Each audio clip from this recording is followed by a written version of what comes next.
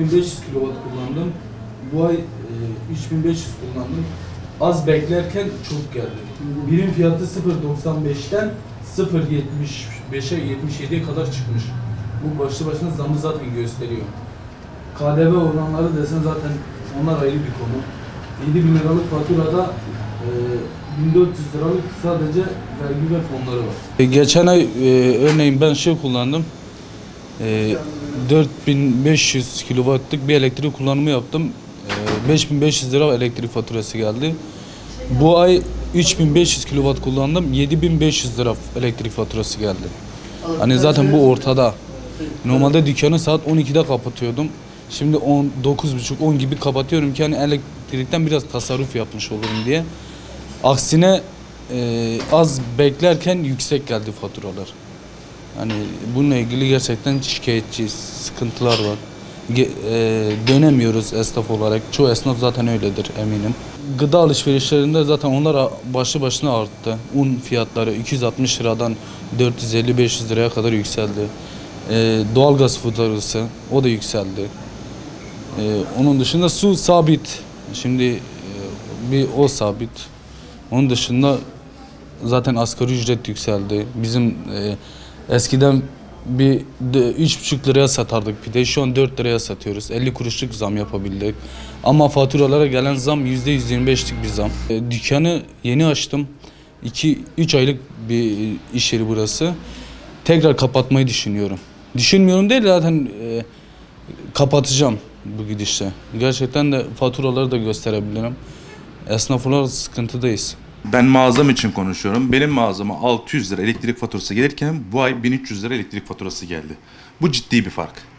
Şimdi diğer ülkelere baktığımız zaman, şimdi genelde hep aynı kıyaslama yapıyoruz ama diğer ülkelere baktığımız zaman tamam 1000 euro gibi bir elektrik de gelebilir ama devlet bunu alıyor senden ve bunun sana yarısını geri veriyor. Anladınız mı? Belli bir süre var, o süre aralığında bu parayı size geri veriyor ve bu sizi mutlu ediyor. Ama bizde öyle bir şey söz konusu değil. Zaten geçim zorluğu en büyük şu an sorunumuz. Yani bunun üstüne çıkacak hiçbir şey yok şu an. Gerçekten bir asgari ücretli bir insanın geçinmesi çok zor. Benim sadece tek isteğim, yani eğer inanıyorlarsa, bir devlet başkanı inanıyorsa bir asgari ücretli bir insanın geçinebileceği, bir ailenin geçinebileceği bir örnek bir vatandaş yapsın bize. Çok basit. Örnek bir vatandaş yapsın, gelirini koysun. Ondan sonra ne bileyim ev kirası, su kirası hepsini böyle şablon şablon çıkartsın bize. Bize bir örnek göstersin, biz de diyelim ki ulan insanlar geçiniyor, biz geçinemiyoruz demek ki, bizde bir problem var diyelim. Doğru mu? Ya demek istediğim olay o açıkçası. Yani geçim zorluğu gerçekten has safhada. Ya bir gün mutlu uyanamıyorum. Yani gerçekten her sabah kalktığımda cebimdeki parayı düşünüyorum. Çünkü günden güne eksiliyor. Ben çok uzun süredir yani meslek sahibim, okula erken yaşta bıraktım mesela. Benim kademe kademe ileriye gitmem gerekiyorken kademe kademe geriye gidiyorum. Yani her şeyden artık feragat ediyorum. Çok yani refah seviyesine varacağız ama ben kendimi bildim bile yani. Belli bir kalıp oturdum oturalı 13-14 senedir hep iyiye gideceğiz diyoruz. Ama hiç iyiye gitmiyoruz. Ben 28 yaşındayım. Ben bunları düşüneceğim tabii ki de ama abi ben her sabah kalktığımda işte una bu kadar zam gelmiş, şekere bu kadar zam gelmiş, elektriğe bu kadar zam gelmiş derdine düşmek istemiyorum. Ben bir gün mutlu uyanmak istiyorum. Mutluluktan kastım ne biliyor musun? Normal bir insan gibi yaşamak istiyorum. Sadece bu kadar.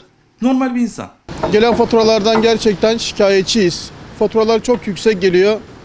Yani esnaf doğru dürüst daha kendi maliyetini karşılayamadan faturalara çalışıyoruz.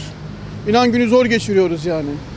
Bizim başımızdaki büyüklerimizden ricamız faturaları sabit bir fiyata tutsunlar. Yani %125 bir zam ben yani ömrümde görmedim.